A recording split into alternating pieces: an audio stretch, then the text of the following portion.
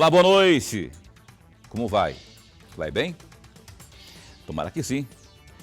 Estamos de volta, ao vivo, com o programa Opinião na sua TV Pantanal, Rede TV. TV Pantanal, uma emissora do Grupo Gazeta de Comunicação. Programa Opinião que começa agora e vai até às 8h30. É segunda a sexta, das 7h30 às 8h30 da noite, aqui no seu canal 22, viu? Satisfação em poder estar de volta com você, satisfação em estarmos de volta, abrindo mais uma semana, não é? 23 de janeiro de 2023.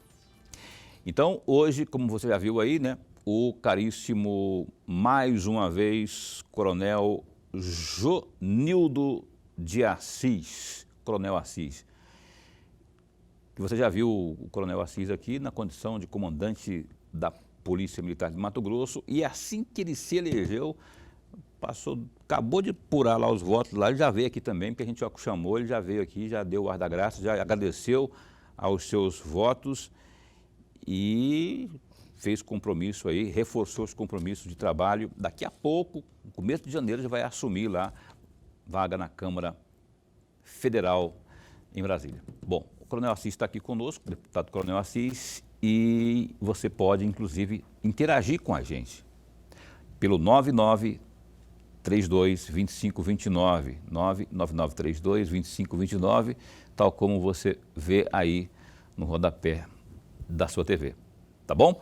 Uma pergunta, uma sugestão aí, o Coronel Assis está chegando agora lá no Parlamento Federal, e ele está precisando de saber o que você quer, né? E eu imagino que ele tenha esse espaço para interatividade junto ao povo mato-grossense. O Lorenberg Alves, e aí, rapaz, como é que foi o fim de semana? Como vai? Como está? Choveu por lá? Não choveu? Enfim, boa noite. Boa noite, Paulo Coelho. Um grande abraço, mas um grande abraço a todos os nossos telespectadores, a razão maior do nosso programa. Foi bem, Paulo. Choveu um pouquinho. Choveu, né? Deu uma refrescada boa esse Mas semana. ontem não choveu, né? Não ontem choveu? por lá na minha área não choveu, não. Sábado, sim. Sábado deu uma chuvinha boa, Deu né? uma chuvinha boa. Ontem deu uma chuviscadinha lá no meu bairro também, assim, mas assim, conta-gotas assim. São Pedro que fala assim, ali vai um pouquinho aqui, um pouquinho lá, e por aí vai. Choveu, né? Então tá, ó, verdade que ele falou aqui, razão principal do nosso trabalho, você que assiste ao Opinião pelo canal 22 ou pela internet, rapaz. www.gazetadigital.com.br ou pela página no Facebook da TV Pantanal. Muito obrigado pelo carinho da companhia. Uma companhia que, ó, daqui a pouco faz 3 anos, viu isso? 3 anos que a gente está aqui, Lorenberg, eu, o Gersinho que está ali, que tinha cabelo branco quando ele começou aqui, mas agora já está tudo branco, tinha cabelo preto, agora está tudo branco, né? Lorenberg tinha barba preta, agora está toda branca, enfim. Eu também tinha cabelo, está ficando tudo ralo.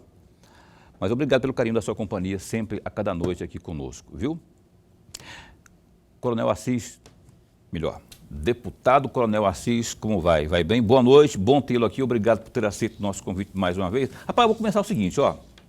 Temos um governo novo, presidente da República, declarado, oficializado pelo Tribunal Superior Eleitoral. Logo, é o presidente que está aí de forma reconhecida. Que, logo que assumiu, pegou uma caneta tal como essa aqui, um pouco mais cara, uns milhões mais cara, e sancionou o seguinte, tomou a decisão de... O que ele fez? Ele, logo no primeiro dia de mandato, revogou o decreto sobre acesso a armas e munições, que era um decreto lá do glorioso Jair Messias Bolsonaro. O Lula agora estabelecendo novas regras e criando um grupo de trabalho que vai propor a atualização do Estatuto do Desarmamento. Fissurado nesse estatuto aí o Lula, eu queria já ouvir suas impressões sobre essa decisão do atual presidente. Boa noite. De bate-pronto, né, De Paulo? bate-pronto, né, Paulo. professor?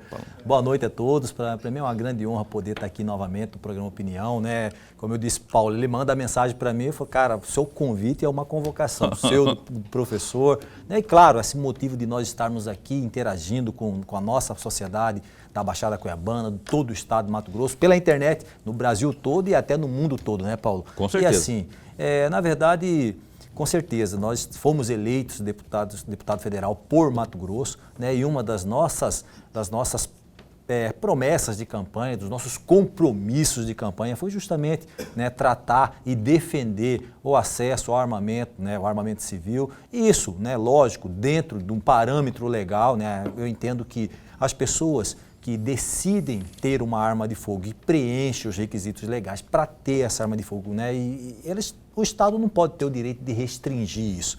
E claro, né, o decreto ele foi publicado no primeiro dia aí de governo do presidente Lula e nós, de imediato, né, fizemos uma manifestação dizendo que, com certeza, todo e qualquer retrocesso nós iremos, né, na função de deputado federal, combater, né, e lutar contra. E claro que a nossa intenção é usar instrumentos legislativos, né, que possam aí, combater esse decreto que em muitos pontos, Paulo, é bom que fique claro, ele vai de encontro com a lei que é o Estatuto de Desarmamento, então ele acaba sendo mais restritivo com a lei, então nós iremos estar lutando contra isso lá no Congresso Nacional, já estamos também como assim outros parlamentares já o fizeram, né, na questão de estabelecer um PDL, que é um projeto de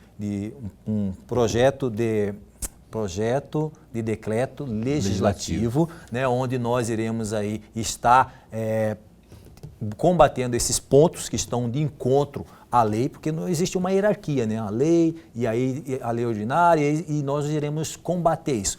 Mas o que eu quero chamar a atenção, que eu fico muito preocupado nisso e nós brasileiros temos que ter essa preocupação, é justamente essa vontade, né, de se restringir a armamentos que são devidamente controlados. Né? Se nós entrarmos hoje no sistema do SIGMA, que é controlado pelo Exército Brasileiro, ou entrarmos no sistema SINARM, que é controlado pela Polícia Federal, nós vamos ter ali todo o histórico das armas devidamente registrado. As armas já estão registradas e querem um novo registro. Né? Para você ter uma ideia, eu não consigo enxergar, né, por parte desse atual governo a mesma vontade de se combater, por exemplo, as armas ilegais. Né? Há poucos dias atrás, acho que 2 dias ou 3 dias atrás, não me lembro, semana passada, na sexta-feira ou na quinta, houve uma grande apreensão de armas de fogo aqui no estado do Paraná. Fuzis, espingardas de combate, pistolas, né? E as armas do crime, professor? Né? Onde estão as armas do crime? Né? Quem controla as armas, por exemplo, da facção que atua na Baixada Cuiabana? Ninguém. Onde está esse paiol? Ninguém sabe. Né? Então, qual que é a situação? Diferente das armas que hoje são registradas devidamente, onde se eu entrar aqui hoje, por exemplo, Lorenberg Alves CAC, né? Ele vai ter ali quando ele comprou a sua arma de fogo, a nota da sua arma de fogo, o número dessa arma de fogo, quantas munições ele comprou lá na loja de armas, quantas vezes ele foi no clube de tiro e onde está o seu acervo. Isso tudo é muito bem controlado. Né? Então, assim, eu não consigo enxergar por parte desse governo justamente isso. E as armas do crime? É uma discussão que se leva, né, no campo das pessoas que preenchem requisitos legais e decidiram ter uma arma de fogo e melhor, né, e se esforçaram, gastaram seu dinheiro para comprar uma arma de fogo. Enquanto nós abrimos os noticiários e vemos aí grandes apreensões como essa que foram feitas, né, helicópteros passando em uma determinada comunidade e munições, né, traçantes antiaérea tentando acertar esse helicóptero. Então, qual que é a nossa luta? É que esse mesmo empenho também tenha para as armas ilegais. Morro do Alemão que o diga, né? Enfim, as favelas, agora comunidades, né? Mudaram o nome agora. Lá, quero ver quem que sobe lá para coibir para apreender as armas ilegais. Aquelas armas ilegais lá. Quem que tem o peito lá, fora o Lula, para subir lá? Professor Lorenberg, Coronel, antes de mais nada, registrar nossa alegria, mas a alegria mesmo de tê-lo mais uma vez aqui no nosso programa. Espero que a partir de fevereiro o senhor possa vir muito mais vezes, Exato. agora como deputado federal, né? Apresentando resultado, né? Apresentando resultados. Ele veio aqui para falar boa noite, ele pensa que vai vir aqui para a gente ficar num trabalho. Tem que trabalhar bastante. O que o senhor fez? Mas, Coronel, eu imagino, provavelmente será essa, uma das bandeiras do senhor será a segurança pública. Eu vou aproveitar a deixa que o Paulo tão bem colocou na primeira pergunta e a resposta que o senhor fez, para fazer 3 outras perguntas. Vou fazer as perguntas separadamente, mas antes disso, até para ajudar a reflexão do amigo telespectador e até para provocar o senhor, provocar sempre no bom sentido, Coronel. Claro. Sempre no bom sentido. Eu vou tentar desenhar aqui um quadro muito rapidamente. Em 2003, quando se começou o debate sobre o Estatuto do Desarmamento, começou a surgir um novo termo dentro do jogo político eleitoral brasileiro. É a bancada da bala. Entendi.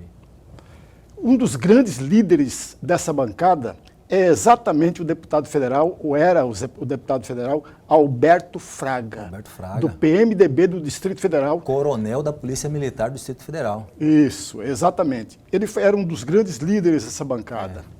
E aí ele levou para dentro do PMDB essa discussão, foi até expulso do PMDB. E ficou fora do parlamento, agora ele foi eleito. Foi reeleito. De novo, agora ele foi eleito. Mas de 2003 a 2014, Coronel, a bancada da bala não ganhou tanto terreno no parlamento. Não ganhou terreno nenhum no parlamento em razão daquilo que ele tinha conquistado antes. Em razão disso, tivemos a aprovação do desarmamento, a aprovação da verdade nacional, e a partir de 2015 começa a mudar esse quadro, com exatamente a figura do Eduardo Cunha, presidente da Câmara Federal. A partir daquele momento, ganha um certo terreno a bancada da bala, com Eduardo Cunha. Tanto é verdade que com Eduardo Cunha foi aprovado, por exemplo, numa comissão especial, não no plenário, uma comissão especial aprovou a revogação do Estatuto do Desarmamento. Não foi a plenário, não, foi a comissão especial. E também, com a eleição do Bolsonaro, a ideologia da bala ganhou reflexão aí, muita reflexão. Tanto foi aprovado que o senhor falou aqui do armamento para os CACs e para as pessoas a posse de armas. E aí, eu pergunto ao senhor, faço 3 perguntas muito simples ao senhor. A primeira delas vou fazer separadamente, porque eu gostaria muito de ouvir cada uma das respostas. A primeira delas é o seguinte: qual é, na opinião do senhor, Coronel, a insegurança e o desvio, ou a desordem pública devem ser combatidas por uma política de segurança ou por políticas sociais? E por quê?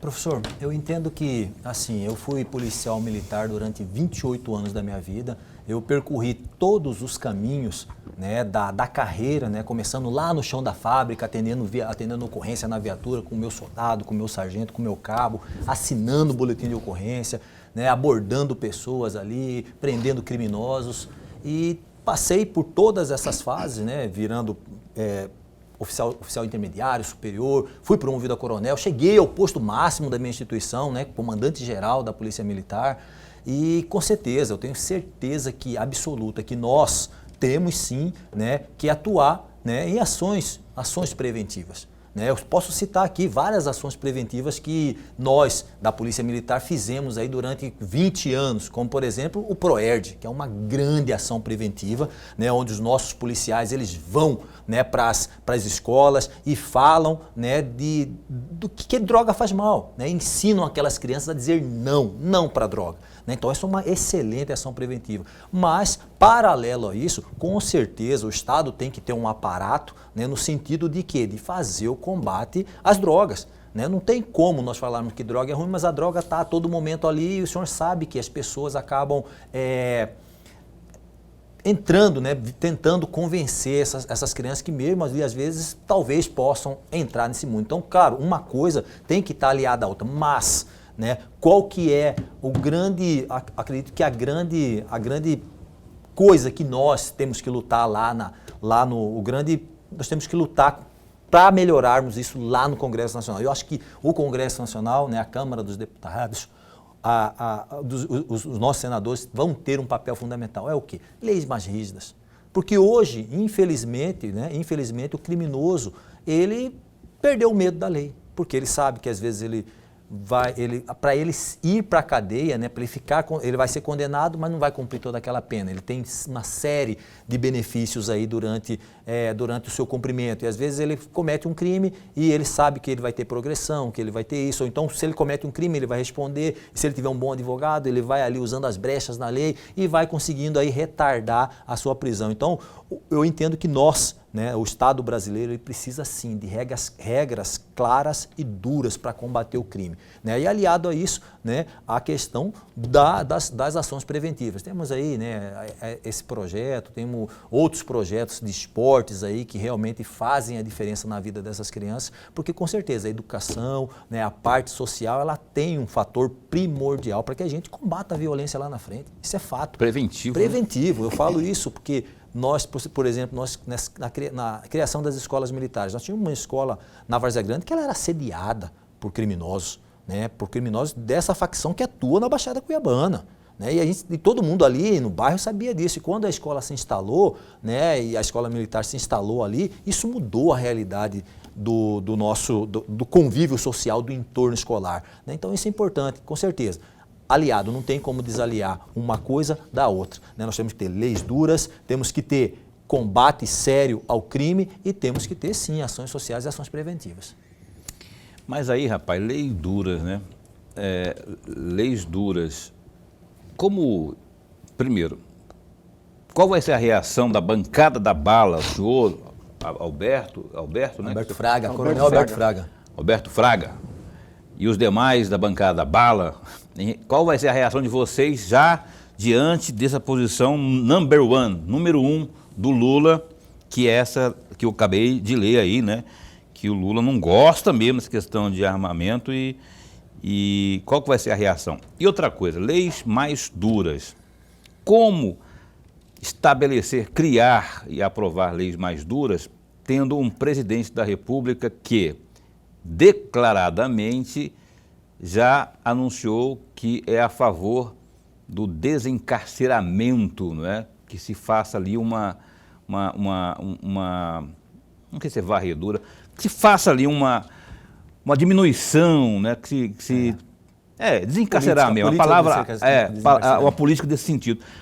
Como fazer? Não é secar gelo com toalha quente, coronel? Eu acredito que é uma tarefa que não vai ser fácil, né? Eu tenho certeza disso. E, na verdade, o termo bancada da bala, né, ele já é um termo um pouco que já está ali, ele foi muito usado na década de 90, né, 2000, ali. E hoje, né, essa bancada, ela se tornou a bancada da segurança, a bancada, né, do agro, a bancada do evangélico. Eu não vejo pejorativismo nisso, não. Não, também não vejo, com certeza não. Acho até bacana também.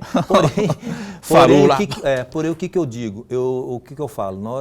Eu acredito que essa bancada ela vai se reunir, né, assim que assumirmos lá no dia 1º de fevereiro, eu acredito que a bancada deve se reunir e, com certeza, estabelecer algumas metas, né? Eu tenho certeza que não é fácil, pessoal, aprovar uma mudança no Código Penal, uma mudança no Código de Processo Penal. Realmente, né, não vai ser tarefa fácil. Mas por que é que nós fomos eleitos? Fomos eleitos para tentar levar essas pautas até que a gente consiga, porque com certeza a política do desencarceramento é muito ruim, né, para o Estado brasileiro, porque a pessoa, como eu disse, ela não tem medo. Lembram, né, daquela teoria das janelas quebradas? Se nós não punirmos, né, e não, por exemplo, não punirmos com rigor as pequenas coisas, as grandes coisas, a pessoa só vai escalando, porque ninguém vem para o crime, né, vou entrar para o crime hoje e vou passar o tabanco. Não, você começa ali com furto, começa com roubo e você vai chegando, escalando até chegar nas grandes ações criminosas. Esse é o fato. né? Então nós precisamos sim,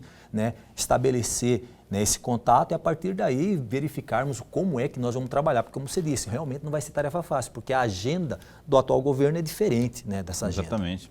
E aí é matemática também, né? Ver como é que vai ficar aí, como vão ficar as forças lá na Câmara e depois também no Senado, para saber quem que pode ter mais café no bolo para modificar ou manter determinada lei, né? Com certeza. Olha, o Coronel Assis, deputado Coronel Assis, continua conosco. Vamos para o intervalo comercial e já Lolenberg tem mais perguntas ali. Ele notou ali, rapaz, fez um calhamaço desse tamanho assim, de perguntas assim. E tem as minhas também, tem as suas. Caso você queira interagir conosco, tem alguma pergunta aí, alguma sugestão para o Coronel Assis, basta mandar aí via WhatsApp 999322529. Tá, opinião, dá um tempo e volta já. Cá estamos de volta aqui com o Coronel Assis, que está aqui, deputado Coronel Assis, que é o nosso entrevistado dessa noite aqui, não é? Antes de seguirmos com a entrevista aqui, vamos aos destaques do Gazeta Digital, www.gazetadigital.com.br. Olha só, rapaz, o Aldimar Rocha Santos, coordenador distrital de saúde indígena de Cuiabá, é um dos 11 que foram exonerados do Ministério da Saúde em resposta à crise sanitária do povo da terra indígena Yanomami, em Roraima. Na sexta, dia 20, o Ministério da Saúde decretou emergência em saúde pública em decorrência da desassistência do povo Yanomami. Os indígenas receberam a visita do presidente Lula, do PT, que criticou o governo Bolsonaro por ter deixado a situação chegar a este estado.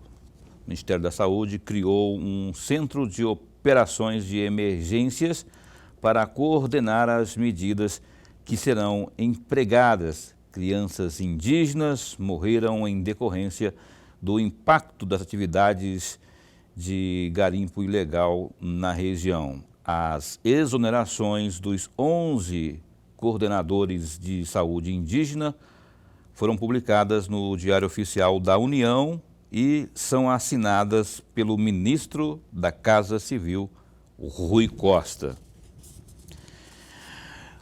O ex-vereador de Cuiabá, Marcelo Bussic, protocolou, melhor dizendo, denúncia no Ministério Público Estadual e no Tribunal de Contas do Estado, visando suspender o pagamento da gratificação por desempenho proposta pela mesa diretora da Câmara Municipal de Cuiabá.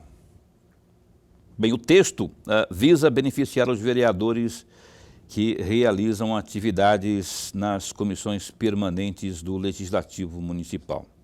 A gratificação por desempenho, sancionada pelo prefeito, Emanuel Pinheiro, originou a Lei número 6.904/2023, de 16 de janeiro de 2023, que remunerará mensalmente como incentivo à, aspas, produtividade, os vereadores membros efetivos das comissões permanentes em mais de R$ 6.600. A bonificação pode gerar um gasto anual estimado em mais de R$ 2.200.000. Bussic sustenta que a criação da gratificação foi um artifício utilizado pela Câmara de Cuiabá para aumentar irregularmente o salário dos vereadores, contrariando a lei orgânica do município e também a Constituição Federal, porque é vedado qualquer acréscimo de gratificação, abono, prêmios e ou outras parcelas remuneratórias ao salário já recebido pelos vereadores. Gazeta Digital, www.gazetadigital.com.br. E você, tem notícia ufa aí para que você possa se inteirar, nesta noite, né, e terminar a noite, terminar o dia bem informado, melhor do que começou, né?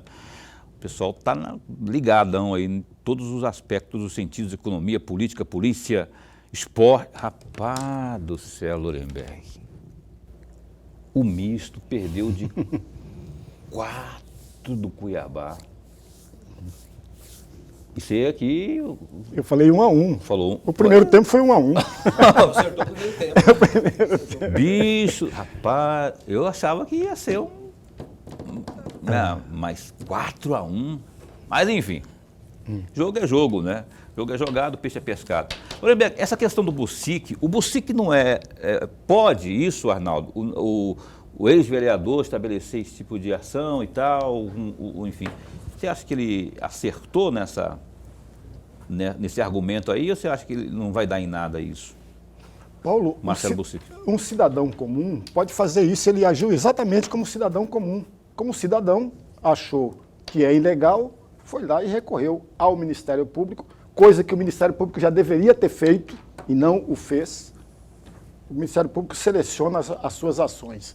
Essa não era a ação selecionada pelo Ministério Público. E levou também a denúncia para o Tribunal de Contas do Estado. Se não me falha a memória, Paulo, me corrija, o Bucic é um funcionário do Tribunal de Contas do Estado. É verdade. Do Estado. Então, há 2 aspectos que devem ser considerados na ação do cidadão Bucic. O primeiro deles fundamenta o seu texto, a sua denúncia, dizendo o seguinte: olha, não se pode conceder aumento salarial durante a legislatura. E ele está correto, amigos. É fato isso. O parlamentar não pode conceder aumento na mesma legislatura. Tanto é verdade que os deputados federais vão passar a ganhar a partir de fevereiro, aprovado na atual legislatura, mas só vale a partir da legislatura que vem. Na Assembleia Legislativa a mesma coisa. Então o Bucic está partindo exatamente desse princípio e ele está correto. Um outro detalhe, não foi aumento salarial dos vereadores, foi uma gratificação por desempenho na comissão de 35%, dá 6 mil e poucos reais por desempenho do vereador, que na verdade está atrelando ao seu salário. Então, mais uma vez, o Bucic tem razão, Paulo, do pedido que ele faz. Veja, ele não está determinando, porque o cidadão não determina nada, ele simplesmente solicita que haja um respeito ao contribuinte. E a meu juízo ele está corretíssimo, o Ministério Público que falhou nessa questão.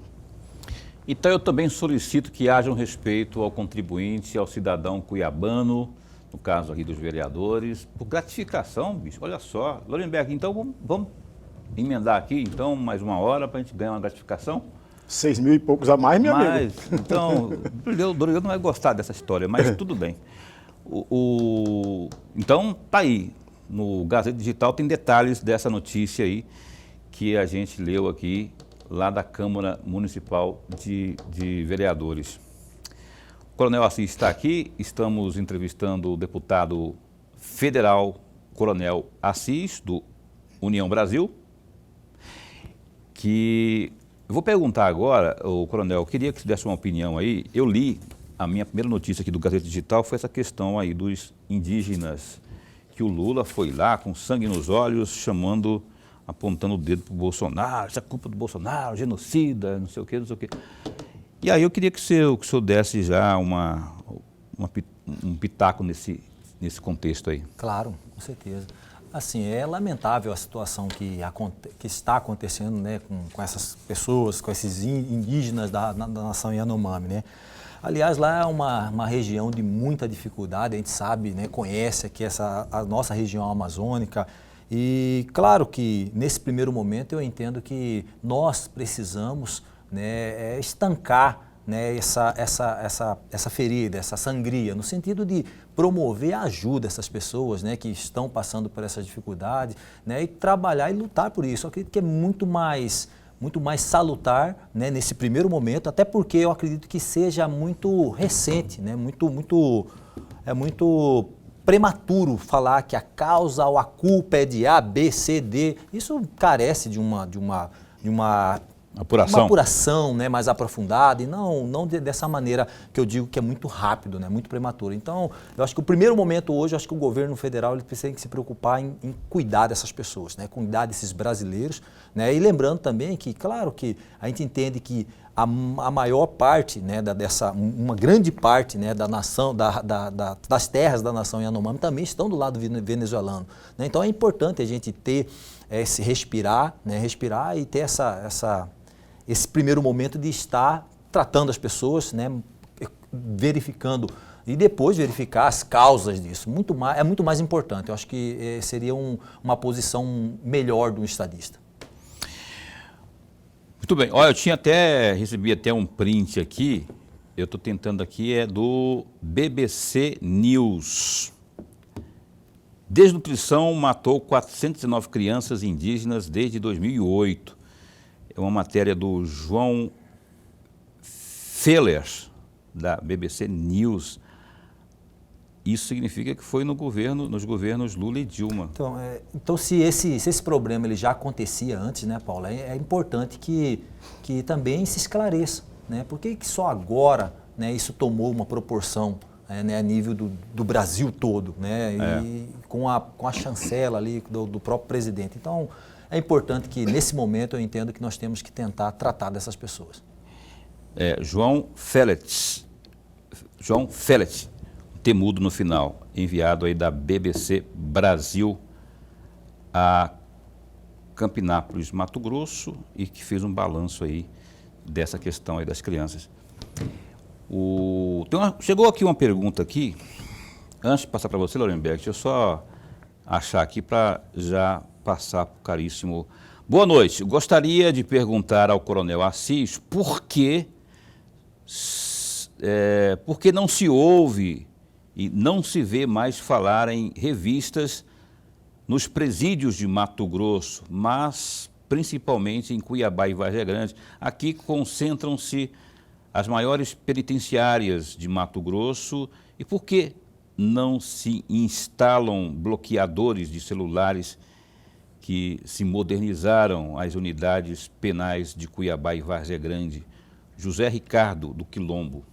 Grande Zé Ricardo, obrigado aí pela sua pergunta, tá? Um prazer tê-lo aqui como nosso telespectador e com certeza, né, eu entendo que a situação dos presídios dentro do Mato Grosso está muito bem controlada. Hoje nós temos uma polícia penal, né, muito forte, uma polícia penal que evoluiu muito, né, de poucos anos para cá. Então eles possuem hoje um know-how muito grande e eu posso dizer isso de carteirinha, viu, Paulo, viu, professor?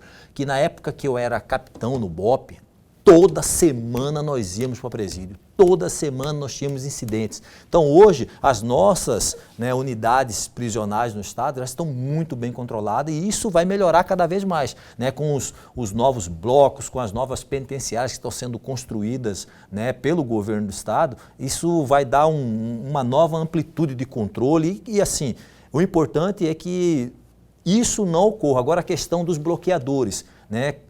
Isso já é uma discussão muito antiga, sabia? Porque a questão do bloqueador, ele ainda não se tem uma tecnologia, pelo menos eu ainda não vi uma tecnologia que se restrinja ao perímetro, né, do presídio. Então, quando você instala o bloqueador, ele acaba extrapolando o perímetro do presídio e isso acaba dificultando também a vida das pessoas que vivem no entorno, moram ali próximo a essas unidades prisionais. Então, daí é o grande problema, né? Eu não posso colocar uma situação que vai influenciar no direito de quem não tem nada a ver com a coisa. Vai prejudicar, né, a Exato, vizinhança ali, exato. Né? Então, essa tecnologia ainda não existe. Eu não vi ainda, né? Agora, se tiver, seria uma grande coisa também. Seria mesmo. Então, você pode fazer que nem o Ricardo, o João Ricardo, e mandar sua pergunta pelo WhatsApp, 99932-2529, aqui para o deputado Coronel Assis. Lorenberg.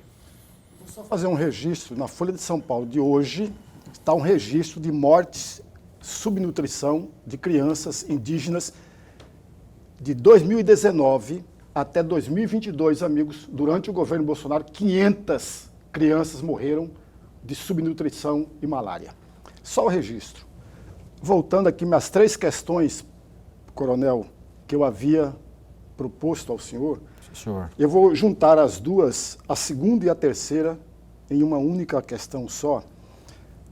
lembrando sempre que quem foi eleito pela segurança pública, nem todos eles pertencerão à bancada da bala ou à frente parlamentar da segurança pública. Nem todos eles. Quer um exemplo? Vou dar 3 exemplos. O delegado Protógenes, que foi deputado federal, não pertenceu à bancada da bala, porque ele pensava de forma diferente dos demais. O que é bom também, né? E bom. O subtenente Gonzaga, que até hoje é deputado não federal. Foi reeleito, não foi reeleito. Não, até hoje é deputado, não terminou a legislatura ainda. Ele também é contra a questão do armamento. E o terceiro exemplo é exatamente a delegada Adriane Acorce, de Goiás, também é contra o armamento. Só para a gente ter uma noção disso. Agora, a segunda e a terceira questão, coronel. O senhor é favorável que se deva armar a sociedade e por quê? E a terceira questão, coronel, o senhor entende que, entre aspas, a frase não é minha, é do pessoal da bala, lá da bancada da bala. Bancada da bala. Entre aspas, povo armado nunca vai ser escravizado. Fecham aspas. E aí uma outra frase, abre aspas, a única coisa que pode impedir um homem mau com uma arma é um homem bom com uma arma. Fecham aspas.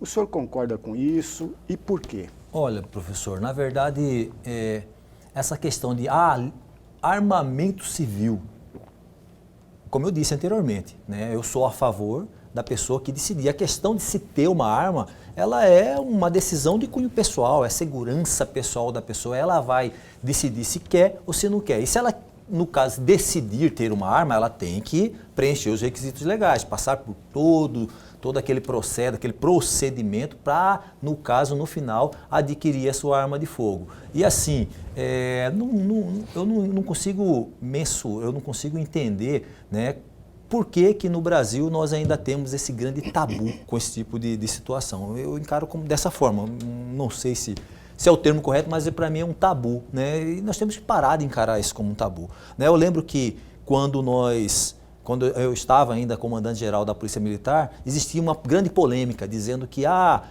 os homicídios aumentaram porque aumentou-se o número de armas. Uma grande mentira. Sabe por quê, professor? A gente acompanha as estatísticas, né, dos homicídios no estado do Mato Grosso. E nós, vamos dizer aqui, colocar como um parâmetro aqui, o início do governo do antigo presidente da República, Jair Bolsonaro, até, né, o ano que eu saí em abril do ano passado, né, então vamos dizer dezembro do ano retrasado, nós vínhamos, né, numa queda de homicídio aqui no nosso estado. E no nosso estado existiram, sim, muitas armas que foram vendidas devidamente registradas para cidadãos civis, né? Então não existe essa relação, muito pelo contrário, né? Assim, e nós, essa questão de um homem armado vai fazer frente a outro homem armado, claro que sim, isso é fato. Não tem como uma pessoa com uma arma de fogo, né, atentar contra a segurança de alguém. E esse alguém está desarmado e vai fazer frente a ela. Não vai, só vai fazer frente se você tiver uma arma de fogo também. Isso é fato, né? Agora, claro que para que você possa utilizar essa arma de fogo, você vai ter que atender também os pré-requisitos legais, né? E assim, se nós formos pegar hoje, no fio da navalha, percentualmente, o índice de incidentes ou acidentes acontecidos com armas de fogo devidamente registradas, né, as pessoas que as possuem, é ínfimo. É ínfimo. E ao contrário, se nós pegarmos os índices de homicídios, né, praticados com armas ilegais no Brasil, é astronômico, né? Nós temos aí, né, em outros governos, né, os índices de homicídios aí comparados aí a países em guerra, né? E o Brasil, teoricamente, não está em guerra. Teoricamente. Intervalo comercial mais uma vez. Tá bom, que eu gosto desse tipo de conversa franca, assim, a gente traz aqui as opiniões e uma entrevista muito interessante falando de segurança pública que a gente precisa estar falando. A propósito, no próximo bloco eu quero ouvir aqui a opinião também do deputado federal Coronel Assis sobre o episódio de 8 de janeiro. Vem CPI por aí? Sim ou não? O Opinião dá um tempo e volta já já. Então tá, estamos de volta. O Opinião ao vivo pela sua TV Pantanal, com hoje entrevistando o Coronel Assis, deputado federal Coronel Assis, pela União, o filho da dona Catarina e do seu Zé Maria. Que fique bem claro isso, viu? Olha, antes de seguirmos aqui com a entrevista, vamos a um recado importante, que é o recado da Maxlog. Acompanhe. Olha, o meu recado é para você que está buscando um local para armazenar e estocar as suas mercadorias. Eu apresento a você a Maxlog, uma empresa que está no mercado há 10 anos e possui uma infraestrutura completa e segurança 24 horas. Atualmente, a Maxlog conta com 3 unidades em Cuiabá e uma unidade em Goiânia. Sua infraestrutura de galpões possui 167 mil metros quadrados de pátio e 55 mil metros quadrados de área coberta. A Maxlog tem como diferencial a oferecer aos seus clientes os seguintes serviços: monitoramento 24 horas por dia, portaria, serviços de carga, descarga para cargas batidas e paletizadas, sistema de pesagem de balança, banheiros e restaurante. A Maxlog também oferece serviços temporários de carga e descarga e ainda armazenamento. Agende a sua visita. Entre em contato com a Maxlog pelo 65 3611 6900. Maxlog, excelência em logística. O Kennedy, que é o CEO, vamos falar CEO, né? É o dono de lá. Ele vai estar aqui conosco aqui na sexta-feira, vai conversar conosco aqui mais uma vez, já esteve aqui, não é? Ele é presidente do sindicato também, é presidente do sindicato das indústrias químicas aqui do estado de Mato Grosso. E agora deve ser presidente lá do Distrito Industrial. Por quê? Porque a Margarete Busetti, que então era presidente, virou senadora. E ele era vice, o Kennedy era vice, então acho que agora ele virou presidente lá. Vamos falar também sobre essas coisas com o Kennedy aqui na sexta-feira, não é? Voltando com o Coronel Assis aqui, olha, Coronel, vamos correr aqui, rapaz, porque é o seguinte, tem a coisa... Aí, rapaz, chegou aqui também, chegaram algumas mensagens aqui.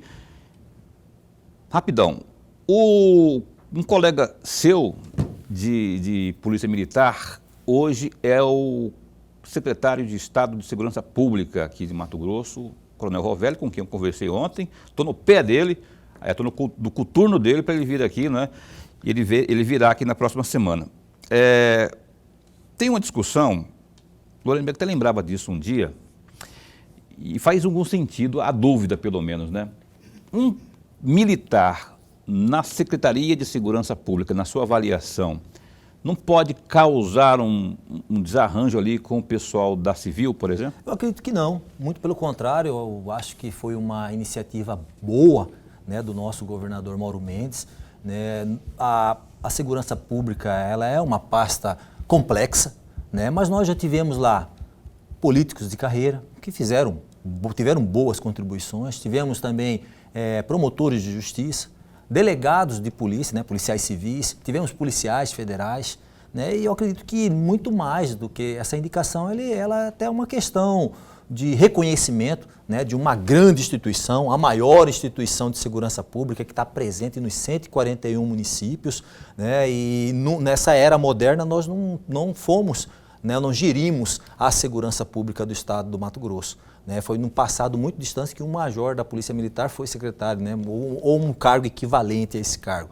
E eu vou mais além, viu, Paulo e professor Lorenberg. Eu entendo que, eu acho que o Mauro Mendes ele já pensou nisso também, né, porque ele é um grande gestor, e eu penso que no futuro próximo nós podemos ter ali um policial penal, um bombeiro militar, alguém do socioeducativo. Afinal, nós temos excelentes quadros, né, dentro da segurança pública. Eu entendo que nós precisamos muito mais do que pensar nisso, tratarmos de termos um plano estratégico de segurança pública a curto, médio e longo prazo. E independente da instituição que for gerir a segurança pública, eu tenho certeza que nós, nessa solução de continuidade, estaremos muito bem encaminhados. Eu digo isso, que isso já aconteceu, né? A questão, por exemplo, da padronização das pistolas de porte da segurança pública, que se escolher uma boa pistola, um calibre único, né? Onde todas se são peças intercambiáveis. Isso começou lá atrás, na outra gestão de governo. A rádio digital começou-se muito lá atrás, né? Antes até da outra gestão anterior desse governo do Mauro Mendes.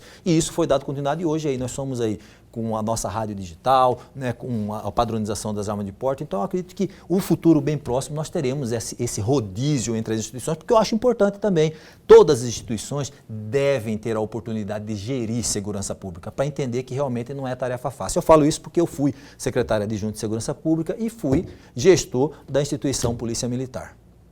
Eu concordo. Eu concordo também que assim, vai ter que ter um jogo de cintura para lidar, militar, civil, delegado, tem que obedecer. Na verdade, mas hierarquia, houve, hierarquia. Né? Na verdade, já houve. O delegado já foi secretário de Segurança Pública, então acredito que isso é normal. Lorenberg. Coronel, de novo eu vou apelar para o conhecimento do senhor, pela experiência. Vou trazer duas situações aqui que eu gostaria muito de uma reflexão do senhor.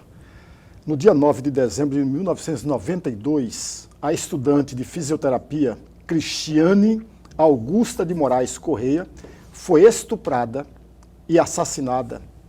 No dia 9 de dezembro, agora do ano que passou, o Gazeta Digital trouxe uma matéria falando dos 30 anos que passaram esse crime sem solução. E aí eu faço duas perguntas ao senhor. Na opinião do senhor, o que um deputado federal pode fazer para impedir que crimes como esse não fiquem sem solução? Ah, com certeza. Essa é a primeira questão. A segunda questão, coronel, na semana passada um casal foi assassinado. A moça, mesmo com BO, já tinha 2 ou 3 BOs, de acordo com a imprensa, e de acordo com a imprensa tinha medida protetiva, o Estado não garantiu a segurança dessa moça. E aí eu pergunto ao senhor, o senhor considera que o Estado falhou neste caso ou não? Olha, professor, eu entendo que nós, né, parlamentares lá em Brasília, nós temos uma responsabilidade muito grande, né, com a questão criminal do Brasil, né? E como eu disse anteriormente, o meu foco é justamente pensar que nós precisamos, né, de leis que realmente coloquem esse temor lá no íntimo da pessoa que quer cometer crime e do criminoso quanto mais, né, para que desestimule ele a fazer esse tipo de ação. E claro que o caso Cristiane aconteceu na década de 90, né? Eu entendo que também as questões, né, de tecnologia, de investigação eram diferentes naquela época e eu entendo que nós, como parlamentares, também temos a obrigação, né, dentro das nossas atribuições lá no Congresso Nacional, de carregar recursos justamente para tentar agregar tecnologia ao serviço, né, ao trabalho da investigação forense, no sentido de não deixar que crimes como esse perdurem e realmente fiquem sem solução, né? O governo do Estado, né, o nosso Estado do Mato Grosso, ele já avançou muito nisso, né? E com certeza, né, a polícia científica, né, a polícia civil vai poder contar com o deputado Coronel Assis para que juntos, né, com a gestão do governador Mauro Mendes, a gente possa melhorar ainda mais as condições de trabalho e qualificação das nossas polícias para que a gente não fique com crimes sem soluções. E claro, né, que na outra pergunta, né, eu penso que a outra pergunta do senhor do casal, né, um crime brutal, né, infelizmente um crime brutal, um crime que choca a sociedade e claro que a violência doméstica, professor, ela é uma violência oculta, né, e covarde e que por muitas vezes começa no ambiente doméstico. Então, por isso ali a mulher às vezes, né, não denuncia, não fala, por N fatores, né? Existe, para você ter uma ideia, né, nós com o trabalho da Patrulha Maria da Penha, que foi implementada no meu comando, quando ainda comandante-geral, com apoio do governador Mauro Mendes, todas as instituições, é um serviço bastante importante dentro da defesa da mulher que sofre violência. Nós tínhamos relatos de mulheres que elas se sentiam, vamos dizer assim, responsáveis pela violência sofrida. O senhor entendeu? Então, assim, nessa situação, eu acredito que o Estado ele faz o trabalho dele, né? Nós temos hoje o botão do pânico, nós temos a patrulha Maria da Penha, né? Mas infelizmente a questão do homicídio ela é uma questão difícil de se evitar, no sentido do querer fazer, né? Da pessoa às vezes não apresenta nenhuma, a gente não sabe que está no íntimo dessa pessoa e a pessoa vai e comete esse crime. Olha, tem algumas... Tem mensagens chegando aqui, mensagens pelo WhatsApp, 999322529, vou correr porque senão não dá tempo. Boa noite, pergunta aí para o coronel se depois que ele conseguiu se eleger, abandonou os novos aprovados a soldado PM, pois na sua campanha dizia que estava com a gente e agora nem se vê mais falar sobre o assunto, criminalidade no Mato Grosso tá só que cresce aqui na minha cidade mesmo. Lá em Lucas do Rio Verde está falando. Já são 4 homicídios lá em Lucas do Rio Verde, só esse ano a cidade cresceu, mas o efetivo das forças de segurança nada. Tem que chamar aí para uma primeira turma pelo menos 1.200 soldados. Está aqui a pessoa, já que ele esteve alinhado com o governador, poderia nos ajudar. Mensagem aqui do não assinou. Não assinou.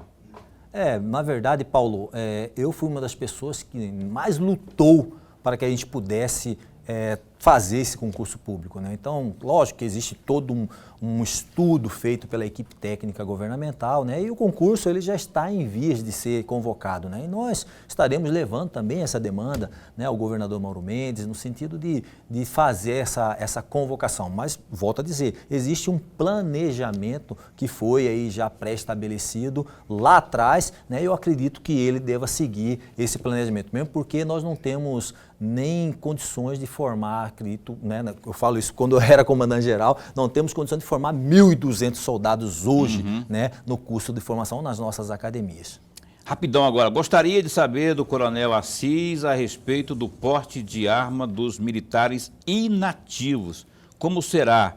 Meu nome é J. Silva, da Reserva Remunerada da PM Mato Grosso. J. Silva, um forte abraço e com certeza nós vimos algumas notícias aí, noticiadas de WhatsApp e eu andei fazendo umas pesquisas e parece que são notícias velhas, né? Inclusive aí eu também estou na reserva remunerada, né? E quero o meu porte de arma garantido, né? E com certeza, tenho certeza que nós, se houver alguma coisa que for de encontro a isso, nós estaremos lá no Congresso para defender esse direito, porque com certeza é nosso direito e nós temos essa prerrogativa de termos as nossas armas na reserva. Escolas militares, o senhor está já com alguma coisa na ponta da agulha, já que para fazer bem próximo aí a sua atividade, para propor lá, brigar por isso aqui para o estado de Mato Grosso, para o Brasil?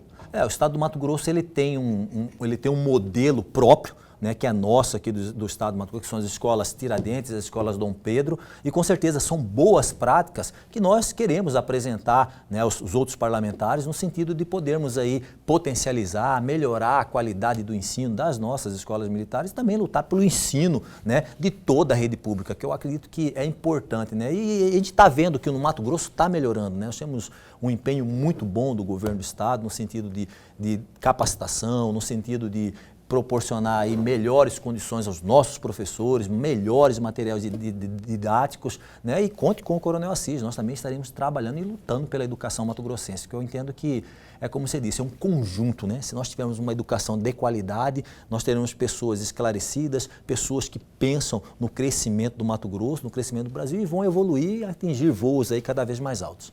Por mim, teria uma escola militar em cada bairro, especialmente em cidades como Cuiabá, Várzea Grande.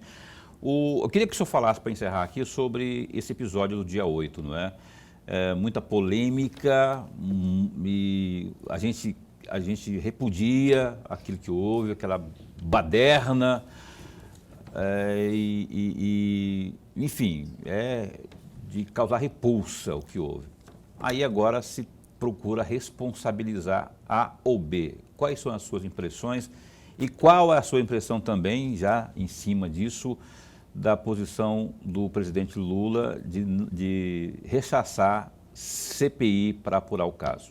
Olha, na verdade, eu já tinha me manifestado no dia que aconteceu aquela situação lá em Brasília e claro que de toda forma a gente repudia também, né, atos violentos no sentido de depredação. Isso realmente não contribui em nada, né, para o Estado Democrático de Direito, muito pelo contrário, isso mostra um Brasil diferente do que é o Brasil nosso, né? Nós somos pessoas que realmente querem, né, os seus direitos garantidos e eu volto a dizer, sou a favor de manifestações pacíficas, né? Okay. Sou a favor das manifestações previstas na nossa Constituição Federal.